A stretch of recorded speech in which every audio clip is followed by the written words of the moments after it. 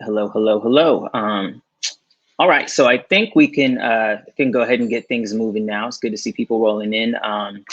Everybody, my name is Shelton Harris, and welcome to Teamwork Makes the Dream Work at City of Music Career Day. Over the next 45 minutes, you'll be hanging out with Elan Wright, myself, Nima Skeemz, and Travis Thompson as we discuss how collaboration is key to taking talent to new heights.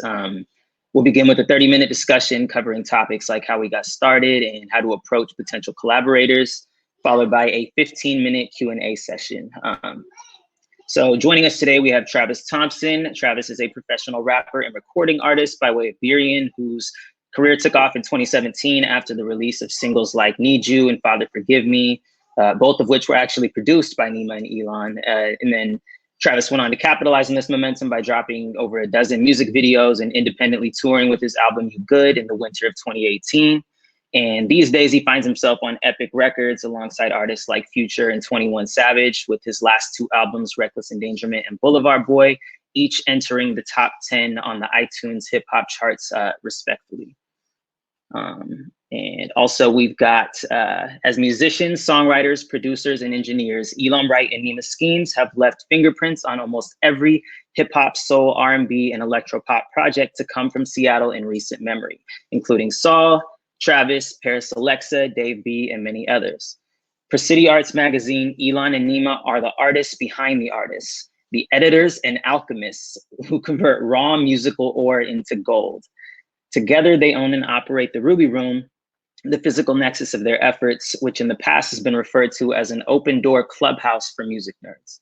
Wright has received gold and platinum certifications for his work on Macklemore's The Heist and Gemini albums, and has credited work with companies like Nike, Disney, MTV, EA Sports, and more. Together, the duo has effectively helped shape the sound of Seattle music as you know it today, producing elegant and effervescent songs across multiple genres that stand alongside any major label hit factory or celebrity recording studio. And last but not least, myself, I've been working as a talent manager with Travis since the summer of 2016. I'm well-versed in the process of writing and recording music, distributing the music once it's created, and how to begin marketing the music once it's been released to the world. I've got nearly a decade of experience in booking and running live shows and have managed several national tours since 2018. In addition to my work on the management side, I've also been writing music since 2011 and currently have more than 20 million streams across my own catalog, which ultimately has served as the foundation for my management career. And we're about to jump in and get going with the panelists, but just a few quick notes before we get started. You can use the Q&A tab on the right side of the chat to submit questions for any or all of the panelists. Make sure you click the ask button to confirm that your question is submitted. Elan and Nima will be available following the Q&A for a private breakout session where you'll have the opportunity to dive deeper with them or ask additional questions. If you're interested in doing that, just say so in the Q&A tab. And then just a heads up, in order to keep these breakout rooms valuable and intimate, not everyone who submits may be selected, but you'll be sent a link if you are selected. So make sure you check your private messages via the paper airplane icon in the top right. So let's go ahead and dive in. I've been talking a lot, so I'm going to allow someone else to start first. So for the first question, tell us a little bit about your background, what you do, and how you got started. Why don't we go with Elan first? Wow, thank you, Shelton. What an intro. That was amazing. We can't hear you, Travis, because I think you're still muted. I just wanted to say real quick, Nima's hopping on here. He's just having a little technical issue. So yeah, my name is Elan Wright. I am a producer, a musician, co-owner of the Ruby Room with Nima. And I have been involved in music since the early 2000s. I started touring in 2005 when I was 17 years old, still in high school, with a pop rock band. And that's really where I started getting into the music industry. But after a few years of touring with them, I went to the Art Institute for Audio Production in Seattle. And then I have been actively involved in the music scene since, locally done a bit of touring. And yeah, I've been building this recording studio with my good friend and business partner, Nima Skeemz. We have been making productions together for the last decade. Also, ironically, we are both entering the phase of parenthood together. I know Shelton can relate, and so we're living our best dad lives right now, and having a really fun time making music and making hits. That's my intro. Love to hear it. Travis, is if your mic is good to go, you want to hop in? Okay, bet. Can y'all hear me now? Yeah, for sure. Yes. So tell us a little bit about how you got started, what you do, and then just a bit about your background. So, I don't know. My background, I'll go first with my background. I'm just a kid from Burien who grew up skating and getting into, I don't know, stuff I shouldn't. But really, I fell in love with hip hop at the skate park as a kid. And while I was doing that, I was writing poems and stories as a little 10-year-old, 11-year-old kid. And eventually that turned into me being like, oh, no, like actually rappers are the coolest people in the world. I want to be a rapper. So when I was like 16, 17, I stopped writing poems. And I guess I still write poems, but started writing raps and making music. And then around like 18 or 19, I was like, all right, I'm not good at anything else in the world, really, besides making music, or I'm not passionate about anything else in the world, regardless of whether or not I was good at it. So that was around the time when I met you, Shelton, and you introduced me to Nima and Elan. And yeah, around like 18, 19 years old, devoted my life to going to the studio a bunch and making videos with my friends, money I didn't have. You feel me? So yeah, that's the background, I guess. I hope that answered the question fully. Yeah, for sure. I would say great job. Cool. While we wait on Nima, I suppose I will hop in next. So I started, Travis, would you mind hitting mute on your mic, please? Yep, my bad. No, you're all good. Thank you. So let's see, where do I even begin? Like Travis, I grew up just a skater. When I was younger, I thought that's what I was going to do with my life, was be a professional skateboarder. And unfortunately, it did not pan out that way. But around the age of 19, I started writing and recording my own music. I don't know. And initially, I never thought I was going to go anywhere with it, but it, picked up steam, and I just fell in love with the idea. I had the opportunity to intern with Macklemore and Ryan Lewis a while back, working as kind of like a production assistant on a couple tours and helping out on set with, some music videos and whatnot. And I think that was the first time that I ever thought that this could be a real job, that this is something like seeing people around me move and turn like a passion and a goal into like an operation where they're hiring people and there's various people playing different roles. Like that was the first time that I got real world experience that this can be a real job. And that just lit a fire under me in a way that I hadn't experienced before. And I started going heavy with my own music, which, like I mentioned before, ultimately has been the foundation of my career in management, is the fact that I spent 7-8 years pursuing it myself before I ever, attempted managing another artist. And then Travis was just, we had similar friend groups with somebody that I met, when he was still in high school. And, it started out with just picking him up from school. I was like, yo, I know some people you should record with, these really cool guys, Nima and Elan. We should pull up on them. I think you would like them. And, one thing kind of led to another. And then one day Travis just hit me with, yo, you're my manager now, right? And it was never the intended plan. I was just, looking out for the homie. And this is what it has blossomed into. And I'm very, very happy to be here. So Nima, let's jump to you. The question is, tell us a bit about your background, how you got started, and just what it is that you do. All right. Hello. Happy to be here as well. Can you guys hear me? All right. Sorry about the technical difficulties. Background, started playing music when I was a kid. Started drum lessons when I was in around 6th grade. Started a band with my friends, Blink-182, Green Day. Pop punk was all the rage. So we started a band together. I was the drummer and played school talent shows, played local gigs, all that fun stuff. That's kind of how I got introduced to the local music scene in Seattle, as I started going and seeing a lot of local bands that were kind of coming up in that scene. And then after that, after high school, I went and did the music production program at Shoreline, which is a really great program in terms of, you take 2 years of music theory and piano alongside the audio engineering and production classes. So that's when I kind of gained my chops and kind of learned a lot more about the audio engineering and music production background in terms of versus just being a player and instrumentalist, and kind of only being a drummer. So shortly after that, I think around 2010 or 11, I linked up with Elan via a rap beat that he was rapping on, and we got into the studio together, and I went to his studio for the first time. And from there, we just kind of hit it off, and we played Capitol Block Party with Saul as his live band. I was playing drums, and Elan was playing bass. And ever since then, our production relationship and our personal relationship has grown. And, we started Ruby Room shortly after that. We've produced for a lot of local artists. And I think that brings us to today and working with you and Trav and kind of, this is our second music career day in Seattle. So it's super cool. We did this a couple of years ago with Paris. So it's awesome to be back and kind of talking to everyone again. So happy to be here. Amazing. You guys are awesome. Love you guys. So this next question is directed for Travis. So Travis, if you want to unmute yourself, the question is, how did you know it was time to bring in other people and begin building a team beyond just working on the music yourself?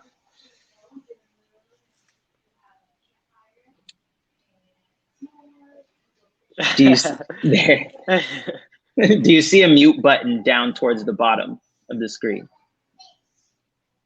The microphone button. Let's see. All right, well, how about this? While Travis works on that,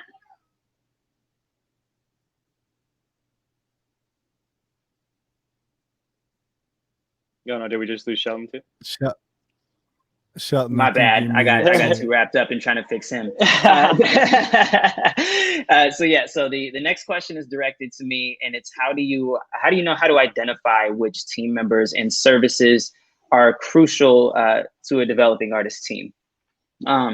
This is a great question, and it's always been one of my favorite things to address with up and coming artists. I think that the best answer for who you need to add to your team is, who do you need right now?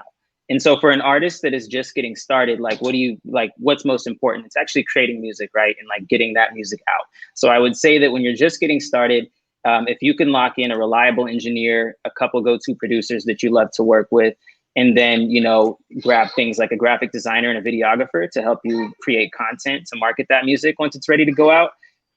You can thrive on just those things for a long, long time, because you don't really need to start looking to bring in management and booking agents and publicists and stuff like that until you've kind of built the foundation and the wave is already going, and you've basically created a workload that now exists for somebody else to take on. Because in the beginning, you're going to be playing a lot of those roles yourself. You are going to be your own booking agent. You are going to be your own publicist, sending out emails to various publications to try to get your music shared. And until that workload gets to a point where it is beyond what you can personally handle yourself, I would say that you can hold off on adding those other members to your team. But definitely the engineer, the producers, and the content creation being videographers and graphic designers. And this next one is for both of you, Nima and Elan. When did you feel ready to start collaborating during your own artistic journey?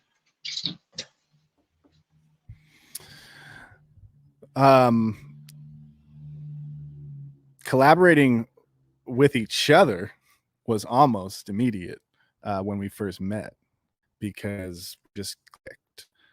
There was, there's lots of relationships that you get into when you're making music to begin with. And yeah, I think for us, it was a really kind of natural and organic thing. But I think in terms of this question, collaborating with other artists within our own, that's tough. I think we both came from bands, and so we were always collaborating with people to make music.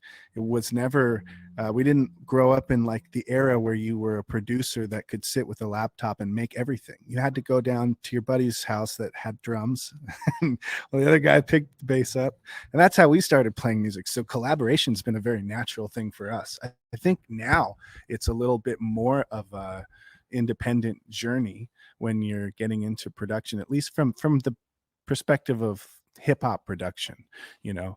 And in that case, when are you ready to start working with other artists is as soon as you are willing to share it with other people and you see positive reactions from that, you know, and hopefully you can collaborate and connect with other artists that are on the same wavelength as you, and you can start building that relationship, because that's kind of where you find that sound and that success. And you get, you know, you just got to meet other people.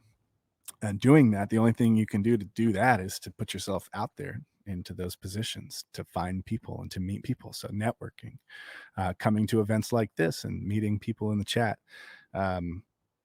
but being willing to put yourself out there and being comfortable to take that little uncomfortable leap towards introducing yourself and your artistry to other people that's where it all starts.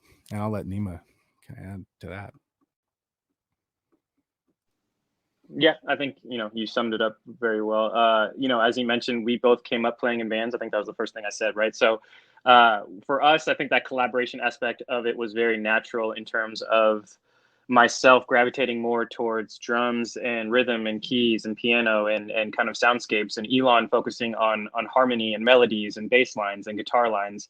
You know, I think that was very natural for us, and we were super fortunate and lucky to find that early on, I think, in our creative and kind of musical journeys. And I think you can almost say collaboration is a necessity to any type of success in this industry. Now, of course, you have the exceptions, like the you know, Russ is an example of someone that mixes, writes, produces, masters, does everything himself, right? There are these one-man teams out there, but that's definitely the exception, right? It's mostly based around collaboration in a team and identifying who those collaborators are, right? Like, chemistry is a real thing, and having chemistry with your collaborators is very important. And I think all of us have worked with a lot of different people, and a lot of different people, you know, you can make music with, but at the end of the day, is it an enjoyable process? Do you guys collaborate? Are you on the same wavelength? And I think identifying those people in your network is super crucial in collaboration, right? It's who are the people you enjoy collaborating with at the end of the day? Who are the people that kind of make you want to get better? Who are the people that you will make better music with? And identifying, you know, what are your strengths and weaknesses, right? I think today, as Elan mentioned, a lot of hip hop production is,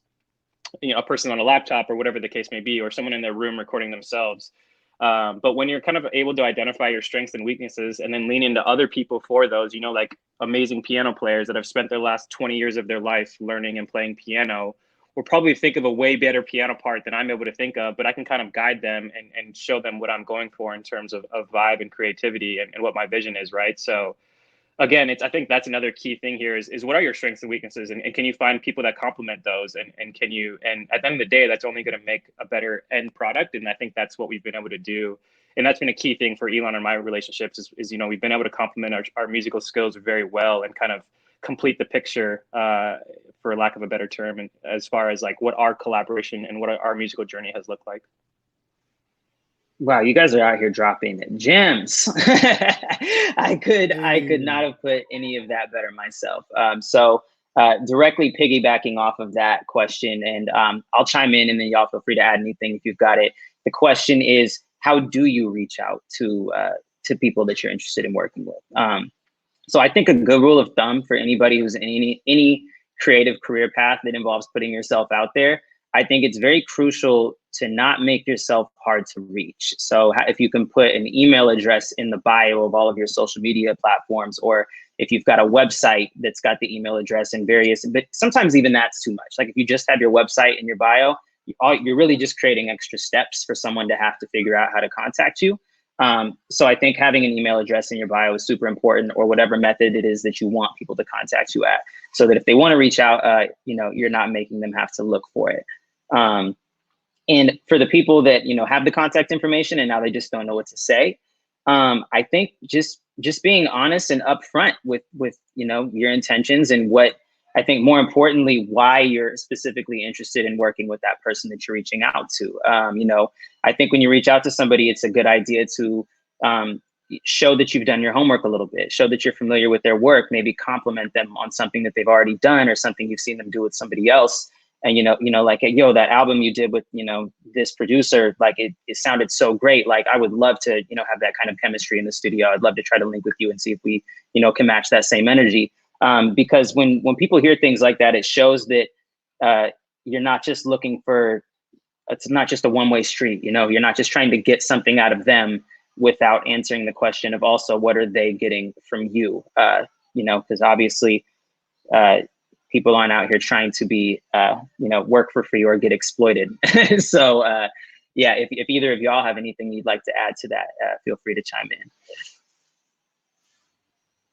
I mean, I think it's a great point that Shelton brought up, just about making sure you know a little bit about who you're reaching out to, and that you're not just cold calling somebody with kind of a boilerplate sentence. Hey, you know, and especially if it's somebody that you do really want to work with, you know. And I think one thing I want to add is just the value of professionalism in general in terms of communication within any job is important.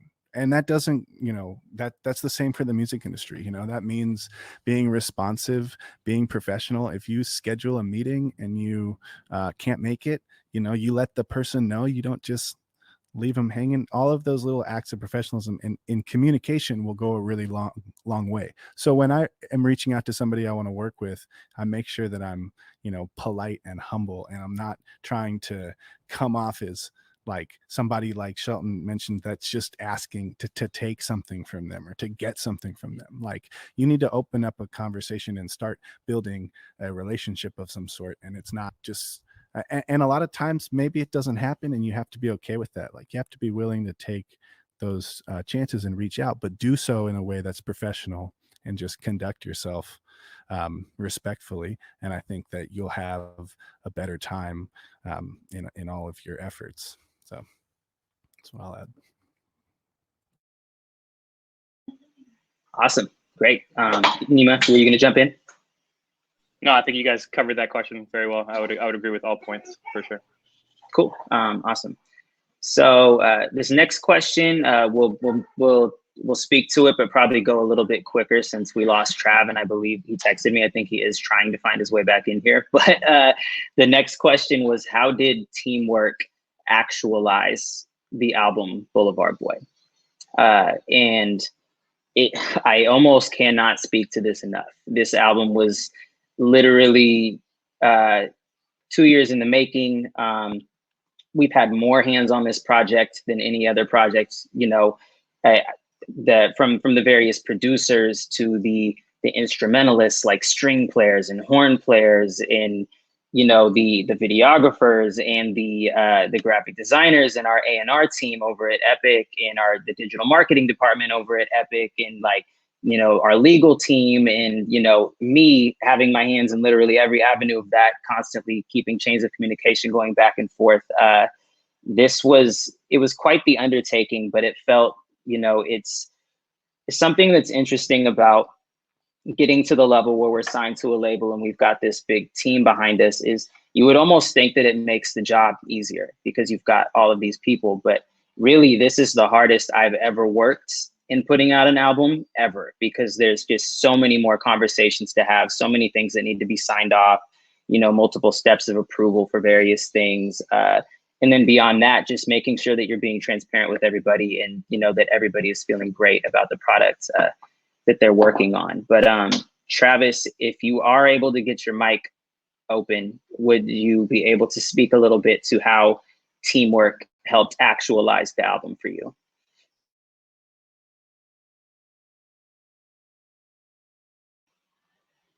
Oh no. Travis, just run it up in the comment box. No, I'm kidding. Bummer. All right. Do you guys want to add anything to maybe about the workflow between the two of you for the songs that you worked on, and maybe just how teamwork plays a role in the songs you work together on for albums? Absolutely. I think Nima said it best earlier when he said everybody that's involved is all trying to make the best product that they can. And I think it's important to remember that when you are using a team, is that the goal is all to create the best product, right? So in that instance, for us, it's about sometimes, even though I played the guitar, like maybe I didn't get the right tone or something, like in the interest of trying to make the best product, we're going to go and get somebody else to play the guitar or something. You know, that's a likely scenario that I have to be okay with. And sometimes that's just what it is when it comes to putting together the best possible thing we can. That's the goal all the time. And so when it came to these songs, it's the same story of working together in the studio and building and getting a lot of musicians involved and trying to just make the songs as big and full as they could be, taking it to other studios, and just growing from there. And I think Nima can talk a little more about the process of the song on the record specifically, but generally that's kind of always the goal, is like, how do we get these songs to the best place they can be, and who do we have to call to get there? If it's another musician, or if it's a choir, or if it's another person to mix, you know, it's all of those possibilities are there, and we have to be open to those. You have to be willing to let those things happen. I love the point you made about, you know, the goal being to make the song the best thing that it can be. And sometimes that means picking up the phone and calling somebody else. I think that's super crucial to remember that, you know, even if you typically do things this way, if you understand that getting it to that next level means, you know, stepping out of, you know, what you usually do and bringing in somebody else, maybe even somebody that you've never worked with before, I think it's always worthwhile to go down those avenues. Yeah, for sure. And just to add to that, I think just to put what Elan was saying in another way, it's like, it's all about checking your ego at the door, right? And I think Travis is someone that's always been super good at like seeing the vision of where he wants these songs and his albums to go, and getting the right people in the room to make it happen. And I think, you know, not to be missed here is like something that Travis does. And I think, you know, something that gets missed a lot in the album process is I think Travis wrote probably 150, 200 songs. Shelton, you know this better than anyone, you know? So for us, very much as producers as well, you know, it's very much checking your ego at the door, where like my favorite song probably didn't even make the project, and like, or my favorite beat, right? And it's like, that's okay, because at the end of the day, Travis is doing what fits his vision and what fits the overall album and what will tell his story the best, right? And that's why he chose what he chose to go on the album. And Shelton, like you said, he's collaborated with more people than ever on this album, but it's great to see that, you know, the producers on the album are still kind of his hometown crew and his team of original collaborators that he started with. And I think that captures his sound very well. And it's kind of why the project ended up how it ended up, and why the songs that made it did. And I know, you know, a ton of credit goes to Tyler and Jordan as well. Tyler Dops, the executive producer, of course, putting everything together, and has been Travis's executive producer for the last couple of projects. You know, he's just a great finisher overall. That guy knows how to take a raw idea and get it across the finish line, right? And Jordan as well, where you initially mentioned is finding that engineer, right? Finding someone that you can stand being in the booth with for 6 hours a day, or whatever the case may be, is Travis and Jordan grew up together. So he's his engineer now, and you know, they can get annoyed with each other, and it's okay. They're going to be friends at the end of the day, right? So I think Travis, again, he had a super tight-knit crew when it came to making this project, even though he collaborated with so many people in order to get it across the finish line. Like, he kept it with the tight-knit crew that he's always had since like day one, it kind of seemed like. And that's really how he kind of honed in on his sound. And I think Boulevard Boy is more Travis's sound, even though it's kind of like a branching out for him. It's more his sound than ever before. I just want to add one last thing that Shelton said earlier about how this has been one of the most difficult from his perspective. And I think what it becomes as your team grows, instead of managing all the tasks, you're managing people. And managing people is a whole different game from managing tasks. When you get to a level where you don't have the bandwidth to do every single task that you're being asked to do, you have to start pulling people into work, but then you have to manage those people. And that speaks to what Nima said about having a team that you can work with and that you can get along with, that you can communicate effectively with. All of those roles that get filled are those people. And it's still a tough job. You're still managing personalities, but that's where the shift happens from being like, I'm a solo dolo artist that does everything, to now I have a team. You're managing people and personalities, and that can be a totally different game. So that's just what I wanted to add. Super, super well put. I appreciate both y'all for that. We're a minute away from the top of the Q&A, but there's one more question that I think is super crucial that we bring up real quick. So maybe we can just all three be quick on it. The question is, what advice would you have for someone wanting to follow in your footsteps? and what are some practical and actionable investments, you know, be it time or money, that a young artist can make in the beginning of this journey? I think investing in your own computer is a really important investment. It's kind of it can be a big investment, like having a laptop, but it opens up a lot of your creative doors and your professional. If you can, you know, use email easily, and you can transfer files, and you can upload songs, and you can receive.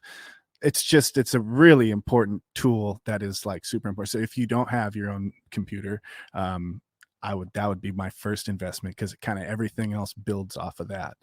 And then after that, it kind of is dependent on what type of artist you are. If you're a producer, getting a good MIDI controller interface or something, good speakers, a good microphone. If you're into recording people, those things would kind of come after. But it all kind of at this point comes back to the tool of the computer.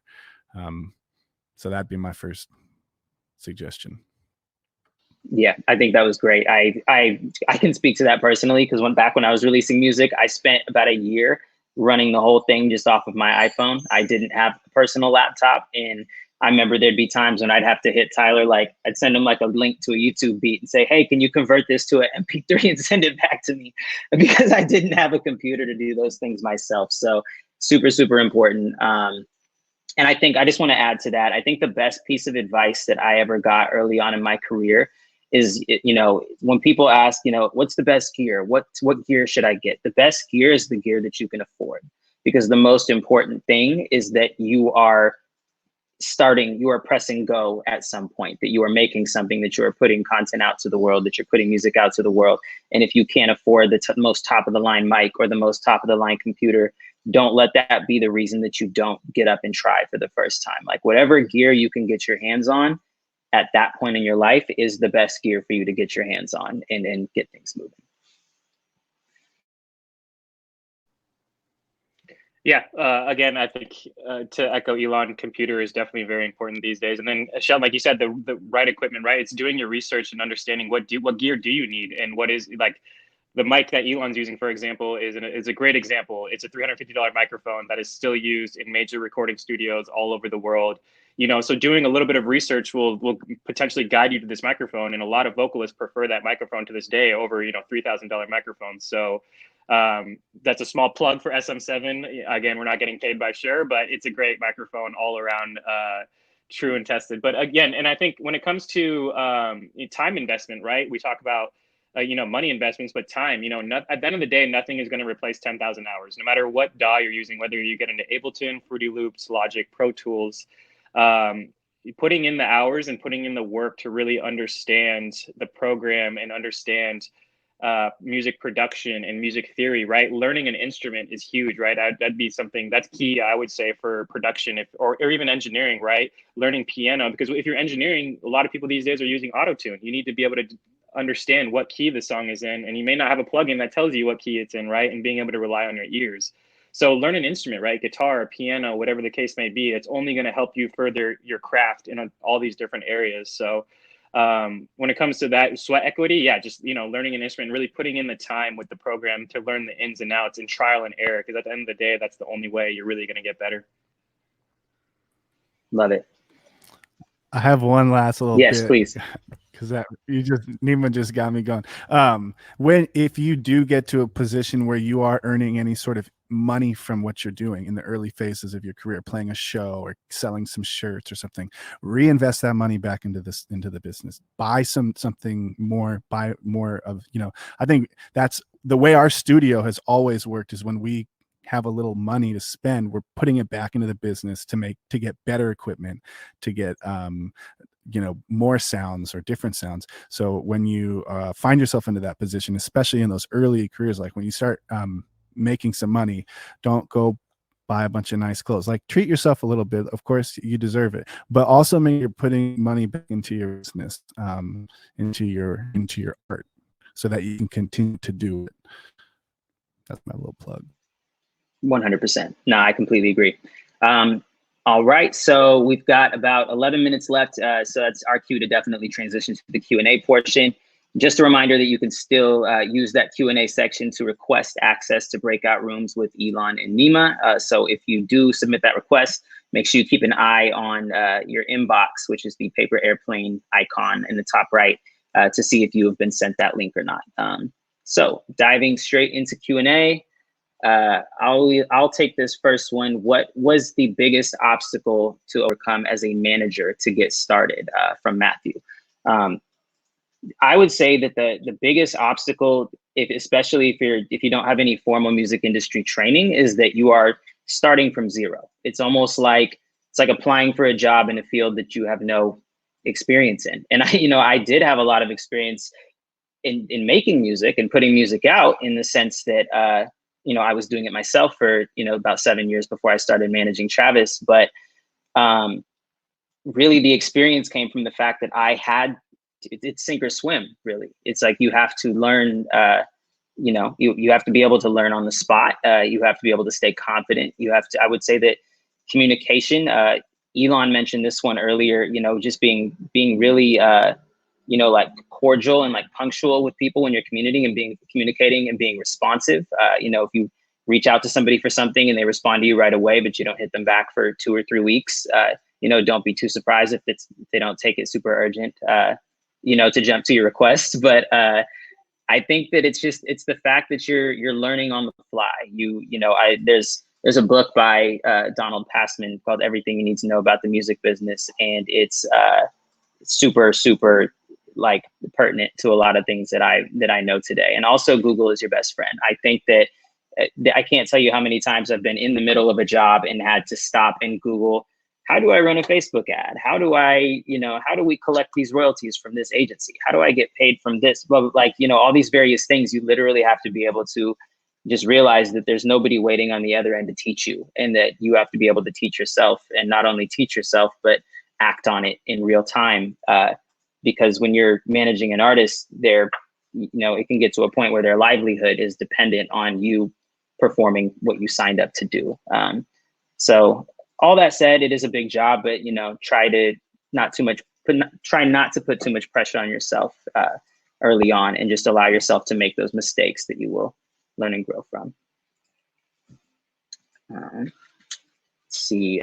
So this is an interesting question, and I would like to hear from both of y'all as well on it, because I think you'll be able to give some valuable insight. So this question is, what is some advice about performing rap adjacent music without it being consumed as rap? I find that as a trans artist, people seem to look for straight rapper behavior in my live performance, and that's not what I want. I think the most important thing that you do is be true to yourself and your performance and your artistry. I think that comes first and foremost. And that might mean that some people aren't wanting to consume it, and those are not your fans. You need to find your community, and you need to find the people that want to celebrate and enjoy your art, and just continue to be yourself through it all. That's my advice. I know that it might be hard because sometimes you want to be appealing to everyone, but the reality is you have to be true to yourself first, and not worry so much about appealing to people, and then let the community come to you, and you will find your people and the fans of your art, and they will, and then you'll have that community. That's my advice. Yeah, I completely agree, because I don't think you can stop the way that somebody perceives the art that you put out.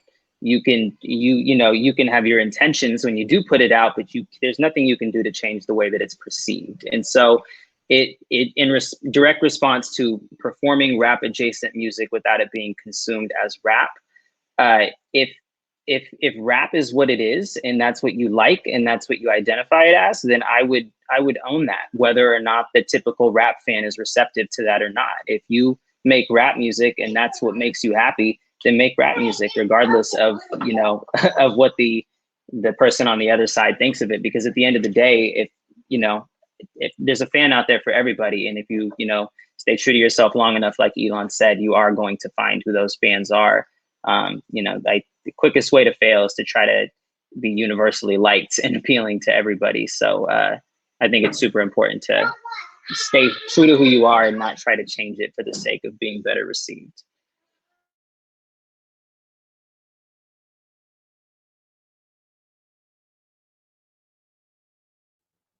You're muted, Shelton. Sorry, I was trying to get to this.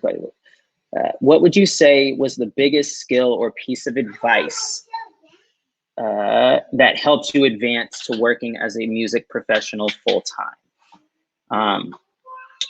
I'll hit this one real quick.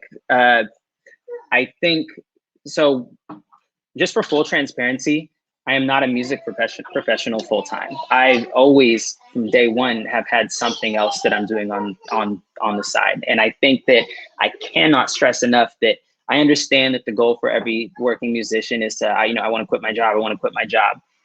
Don't quit your job.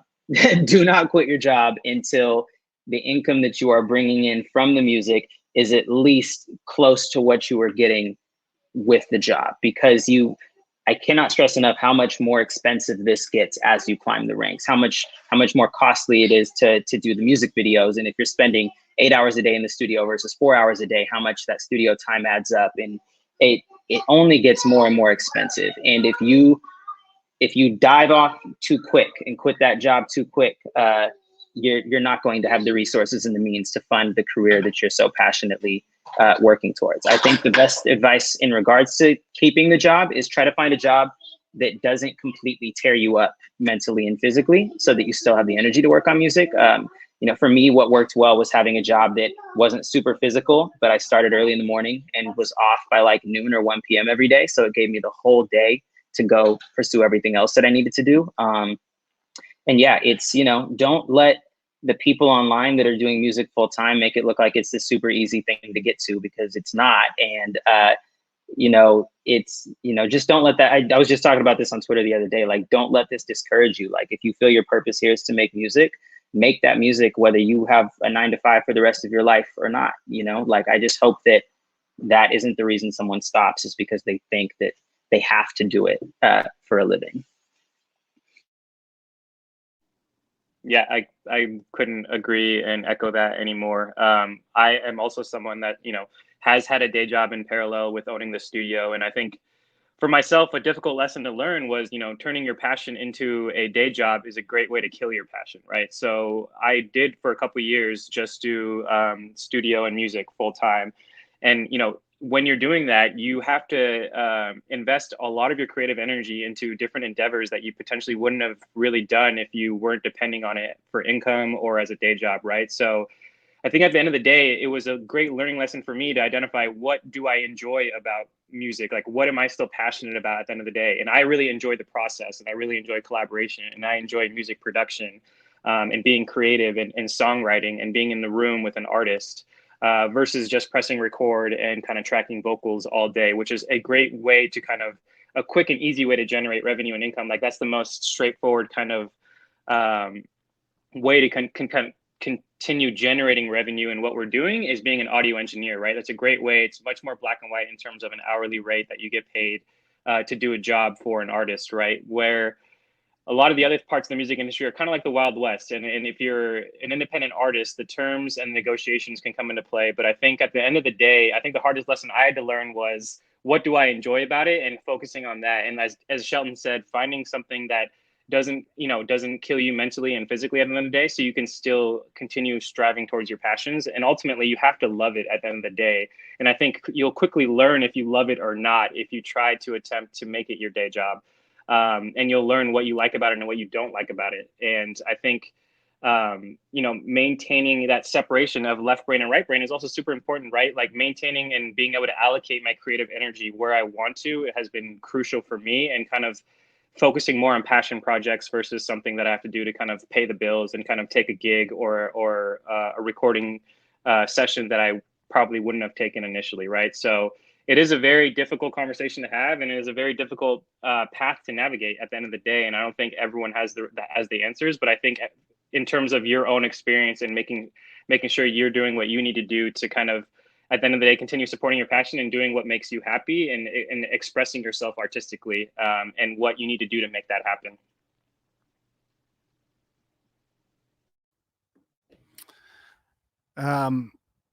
Biggest piece of advice that helped me advance to working as a music professional full time.